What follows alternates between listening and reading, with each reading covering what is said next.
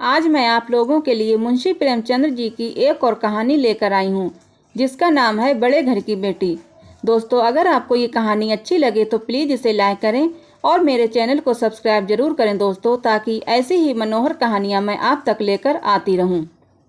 तो चलिए कहानी को शुरू करते हैं। बेनी माधव सिंह गौरीपुर गांव के जमींदार और नंबरदार थे। उनके पितामह किसी समय बड़े धनधान संपन्न थे। गांव का पक्का तालाब और मंदिर, जिनकी अब मरम्मत भी मुश्किल थी, उन्हीं के कीर्ति स्तंभ थे। कहते हैं इस दरवाजे पर हाथी झूमता था। अब उसकी जगह एक बूढ़ी भैंस थी, जिसके शरीर में अस्थि पंजर के सिवा और कुछ शेष न रहा था, पर दूध शायद बहुत देती थी, क्योंकि एक न एक आदमी हांडी लिए उसके सिर पर सवार ही रहता था। बेनी माधव सिंह अपनी आधी से अधिक संपत्ति वकीलों को भेंट कर चुके थे। उनकी वर्तमान आय 1000 रुपये वार्षिक से अधिक न थी। ठाकुर साहब के 2 बेटे थे। बड़े का नाम श्रीकंठ सिंह था। उसने बहुत दिनों के परिश्रम और उद्योग के बाद बीए की डिग्री प्राप्त की थी। अब एक दफ्तर में नौकर था।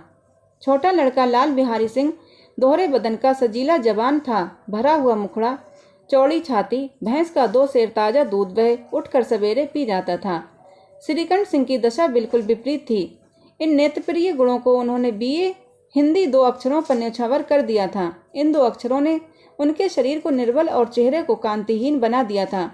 इसी से वैद्यक ग्रंथों पर उनका विशेष प्रेम था। आयुर्वेद औषधियों पर उनका अधिक विश्वास था। शाम सवेरे उनके कमरे से प्रायः खरल की सुरीली कर्ण मधुर ध्वनि सुनाई दिया करती थी। लाहौर और कलकत्ते के वैद्यों से बड़ी लिखा पड़ी रहती थी। श्रीकंठ इस अंग्रेजी डिग्री के अधिपति होने पर भी अंग्रेजी सामाजिक प्रथाओं के विशेष प्रेमी न थे, बल्कि वह बहुधा बड़े जोर से उसकी निंदा और तिरस्कार किया करते थे। इसी से गांव में उनका बड़ा सम्मान था। दशहरे के दिनों में वह बड़े उत्साह से रामलीला होते और स्वयं किसी न किसी पात्र का पाठ लेते थे। गौरीपुर में रामलीला के वही जन्मदाता थे। प्राचीन हिंदू सभ्यता का गुणगान उनकी धार्मिकता का प्रधान अंग था। सम्मिलित कुटुंब के तो वो एकमात्र उपासक थे। आजकल स्त्रियों को कुटुंब में मिलजुल कर रहने की जो अरुचि होती है, उसे वह जाति और देश दोनों के लिए हानिकारक समझते थे। यही कारण था कि गांव की ललनाएं उनकी निंदक थीं। कोई तो उन्हें अपना शत्रु समझने में भी संकोच न करती थीं। स्वयं उनकी पत्नी को ही इस विषय में उनसे विरोध था। ये इसलिए नहीं कि उसे अपने सास ससुर, देवर या जेठ आदि से घृणा थी, बल्कि उसका विचार था कि यदि बहुत कुछ सहने और तरह देने पर भी परिवार के साथ निर्भर न हो सके, तो आए दिन की कलह से जीवन को नष्ट करने की अपेक्षा यही उत्तम है कि अपनी खिचड़ी अलग पकाई जाए। आनंदी एक बड़े उच्च कुल की लड़की थी। उसके बाप एक छोटी सी रियासत के तालुकेदार थे। विशाल भवन, 1 हाथी, 3 कुत्ते, बाज, बहरी शिकरे, झाड़ फानूस, ऑनरेरी मजिस्ट्रेट और ऋण, जो एक प्रतिष्ठित तालुकेदार के भोग पदार्थ हैं, यहाँ सभी विद्यमान थे। नाम था भूप सिंह। बड़े उदार चित्त और प्रतिभाशाली पुरुष थे, पर दुर्भाग्य से लड़का एक भी न था। 7 लड़कियां हुई और दैव योग से सब की सब जीवित रहीं। पहली उमंग में तो उन्होंने 3 ब्याह दिल खोल कर किए, पर 15-20 हजार रुपयों का कर्ज सिर पर हो गया तो आंखें खुली, हाथ समेट लिया। आनंदी चौथी लड़की थी। वह अपनी सब बहनों से अधिक रूपवती और गुणवती थी। इससे ठाकुर भूप सिंह उसे बहुत प्यार करते थे। सुंदर संतान को कदाचित उसके माता पिता भी अधिक चाहते हैं। ठाकुर साहब बड़े धर्म संकट में थे कि इसका विवाह कहाँ करें। ना तो यही चाहते थे कि ऋण का बोझ बढ़े, और ना यही स्वीकार था कि उसे अपने को भाग्यहीन समझना पड़े। एक दिन श्रीकंठ उनके पास किसी चंदे का रुपया मांगने आए। शायद नागरी प्रचार का चंदा था। भूप सिंह उनके स्वभाव पर रीझ गए और धूमधाम से श्रीकंठ सिंह का आनंदी के साथ ब्याह हो गया। आनंदी अपने नए घर में आई तो यहाँ का रंग ढंग कुछ और ही था। जिस टीम टाम की उसे बचपन से ही आदत पड़ी हुई थी, वो यहाँ नाम मात्र को भी न था। हाथी घोड़ों का तो कहना ही क्या, कोई सजी हुई सुंदर बहली तक न थी। रेशमी स्लीपर साथ लाई थी, पर यहाँ बाग कहाँ, मकान में खिड़कियाँ तक न थीं, न जमीन पर फर्श, न दीवार पर तस्वीरें। ये एक सीधा साधा देहाती गृहस्थी का मकान था, किंतु आनंदी ने थोड़े ही दिनों में अपने को इस नई अवस्था के ऐसा अनुकूल बना लिया, मानो उसने विलास के सामान कभी देखे ही न थे। एक दिन दोपहर के समय लाल बिहारी सिंह 2 चिड़ियाँ लिए हुए आया और भावत से बोला, जल्दी से पका दो, मुझे भूख लगी है। आनंदी भोजन बनाकर उसकी राह देख रही थी। अब वह नया व्यंजन बनाने बैठी। हांडी में देखा तो घी पाव भर से अधिक न था। बड़े घर की बेटी, किफायत क्या जाने, उसने सब घी मांस में डाल दिया। लाल बिहारी खाने बैठा तो दाल में घी न था। बोला, दाल में घी क्यों नहीं छोड़ा? आनंदी ने कहा, घी सब मांस में पड़ गया। लाल बिहारी जोर से बोला, अभी परसों घी आया है, इतनी जल्दी उठ गया? आनंदी ने उत्तर दिया, आज तो कुल पाव भर रहा होगा, वह सब मैंने मांस में डाल दिया। जिस तरह सूखी लकड़ी जल्दी से जल उठती है, उसी तरह क्षुधा से बावला मनुष्य जरा जरा सी बात पर तिनक जाता है। लाल बिहारी को भावच की ये ठटाई बहुत बुरी मालूम हुई। तिनक कर बोला, मैके में तो चाहे घी की नदी बहती हो। स्त्री गाली सह लेती है, मार भी सह लेती है, पर मैके की निंदा उनसे नहीं सही जाती। आनंदी मुंह फेर कर बोली, हाथी मरा भी तो 9 लाख का, वहाँ इतना घी नित्य नाई कहार खा जाते हैं। लाल बिहारी जल गया, थाली उठाकर पलट दी और बोला, जी चाहता है जीभ पकड़कर खींच लूं। आनंदी को भी क्रोध आ गया, मुंह लाल हो गया। बोली, वो होते तो आज इसका मजा चखाते। अब अनपढ़ उज्जवल ठाकुर से न रहा गया।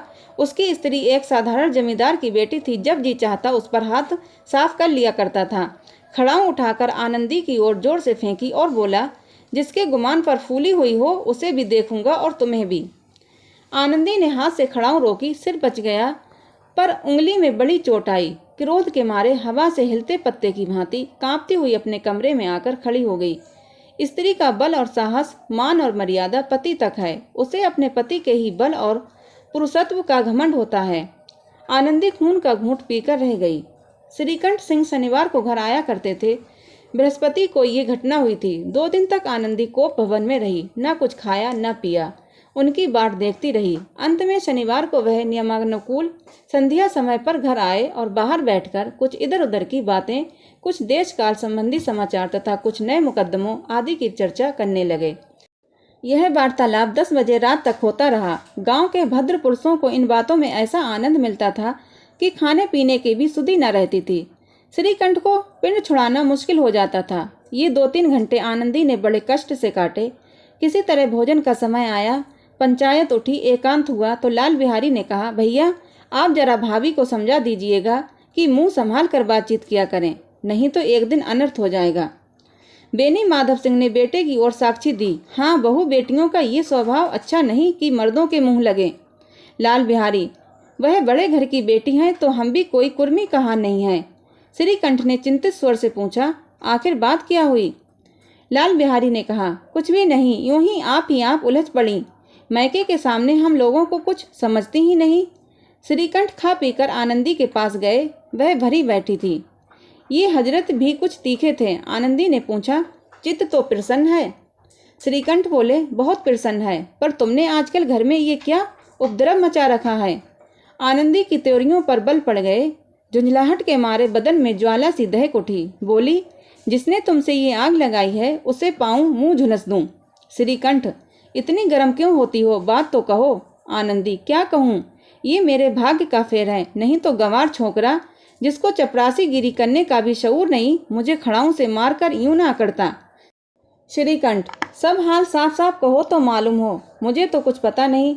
आनंदी, परसों तुम्हारे लाडले भाई ने मुझसे मांस पकाने को कहा। घी हांडी में पाव भर से अधिक ना था, वह सब मैंने मांस में डाल दिया। जब खाने बैठा तो कहने लगा, दाल में घी क्यों नहीं है? बस इसी पर मेरे मैके को बुरा भला कहने लगा। मुझसे ना रहा गया। मैंने कहा कि वहाँ इतना घी तो नाई कहार खा जाते हैं और किसी को जान भी नहीं पड़ता। बस इतनी सी बात पर इस अन्यायी ने मुझ पर खड़ाऊ फेंक मारी। यदि हाथ से ना रोक लूँ तो सिर फट जाए।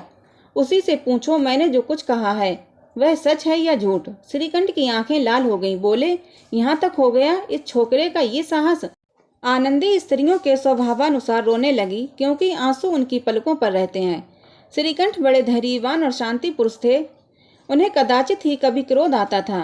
स्त्रियों के आंसू पुरुष की क्रोधाग्नि भड़काने में तेल का काम देते हैं। रात भर करवटें बदलते रहे।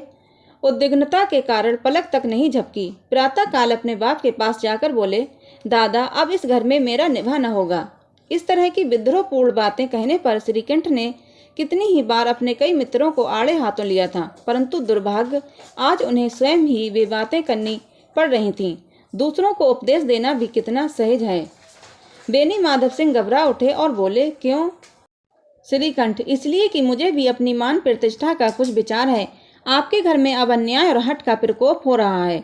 जिनको बड़ों का आदर सम्मान करना चाहिए वे उनके सिर चढ़ते हैं। मैं दूसरे का नौकर ठहरा घर पर नहीं रहता हूँ। यहाँ मेरे पीछे स्त्रियों पर खड़ाऊं और जूतों की बौछारें होती हैं। कड़ी बात तक की चिंता नहीं, कोई एक की दो कह ले यहाँ तक मैं सह सकता हूँ, किंतु ये कदापि नहीं हो सकता कि मेरे ऊपर लात घूंसे पड़े और मैं दम न मारूं। बेनी माधव सिंह कुछ जवाब न दे सके। श्रीकंठ सदैव उनका आदर करते थे। उनके ऐसे तेवर देखकर बूढ़ा ठाकुर अबाक रह गया। केवल इतना ही बोला, बेटा तुम बुद्धिमान होकर ऐसी बातें करते हो। स्त्रियां इस तरह घर का नाश कर देती हैं, उनको बहुत सिर चढ़ाना अच्छा नहीं। श्रीकंठ, इतना मैं जानता हूँ, आपके आशीर्वाद से ऐसा मूर्ख नहीं हूँ। आप स्वयं जानते हैं कि मेरे ही समझाने बुझाने से इसी गांव में कई घर संभल गए, पर जिस स्त्री की मान प्रतिष्ठा का ईश्वर के दरबार में उत्तरदाता हूँ, उसके प्रति ऐसा घोर अन्याय और पशुवत व्यवहार मुझे असहाय है। आप सच मानिए, मेरे लिए यही कुछ कम नहीं कि लाल बिहारी को कुछ दंड नहीं देता।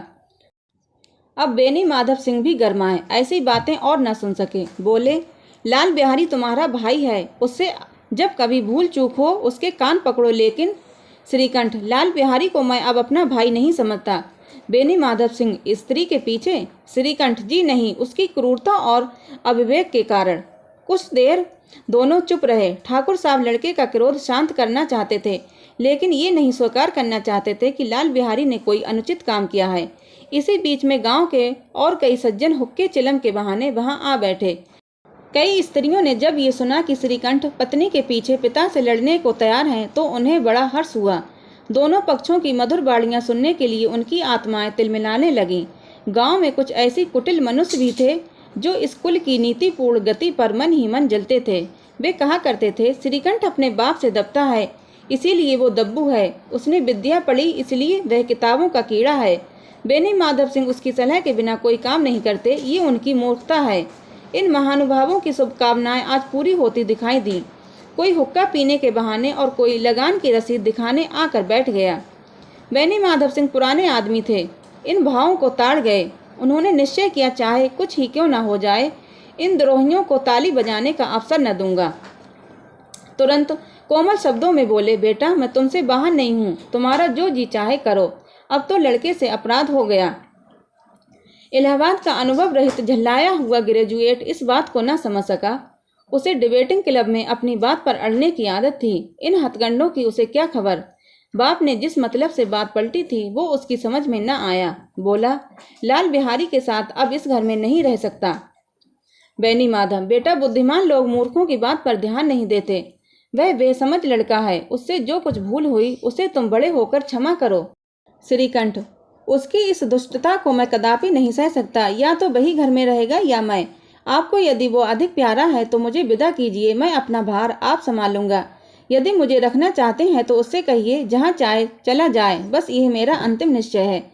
लाल बिहारी सिंह दरवाजे की चौखट पर चुपचाप खड़ा बड़े भाई की बातें सुन रहा था।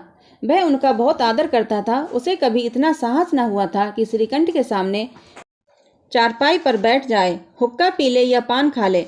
बाप का भी वो इतना मान न करता था। श्रीकंठ का भी उस पर हार्दिक स्नेह था। अपने होश में उन्होंने कभी उसे घुड़का तक न था। जब वह इलाहाबाद से आते तो उसके लिए कोई न कोई वस्तु अवश्य लाते। मुकद्दर की जोड़ी उन्होंने ही बनवा दी थी। पिछले साल जब अपने देवड़े से जवान को नागपंचमी के दिन दंगल में पछाड़ दिया तो उन्होंने पुलकित होकर अखाड़े में ही जाकर उसे गले लगा लिया था। 5 रुपये के पैसे लुटाए थे। ऐसे भाई के मुंह से आज ऐसी हृदय विदारक बात सुनकर लाल बिहारी को बड़ी गिलानी हुई। वह फूट फूट कर रोने लगा। इसमें संदेह नहीं कि अपने किए पर पछता रहा था। भाई के आने से एक दिन पहले ही उसकी छाती धड़कती थी कि देखूं भैया क्या कहते हैं। मैं उनके सम्मुख कैसे जाऊंगा, उनसे कैसे बोलूंगा, मेरी आंखें उनके सामने कैसे उठेंगी। उसने समझा था कि भैया मुझे बुलाकर समझा देंगे। इस आशा के विपरीत आज उसने उन्हें निर्दयता की मूर्ति बने हुए पाया। वह मूर्ख था, परंतु उसका मन कहता था कि भैया मेरे साथ अन्याय कर रहे हैं। यदि श्रीकंठ उसे अकेले में बुलाकर 2-4 बातें कह देते, इतना ही नहीं 2-4 तमाचे भी लगा देते, तो कदाचित उसे इतना दुख न होता। पर भाई का ये कहना कि अब मैं इसकी सूरत नहीं देखना चाहता, लाल बिहारी से सहा न गया। वह रोता हुआ घर आया। कोठरी में जाकर कपड़े पहने, आंखें पोंछी जिसमें कोई ये न समझे कि रोता था। तब आनंदी के द्वार पर आकर बोला, भाभी भैया ने निश्चय किया है कि वह मेरे साथ इस घर में न रहेंगे।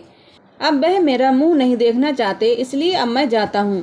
उन्हें फिर मुंह न दिखाऊंगा। मुझसे जो कुछ अपराध हुआ उसे क्षमा करना। ये कहते कहते लाल बिहारी का गला भर आया। जिस समय लाल बिहारी सिंह सिर झुकाए आनंदी के द्वार पर खड़ा था, उसी समय श्रीकंठ सिंह भी आंखें लाल किए बाहर से आए। भाई को खड़ा देखा तो घृणा से आंखें फेर लीं और कतरा कर निकल गए, मानो उसकी परछाई से दूर भाग रहे हों।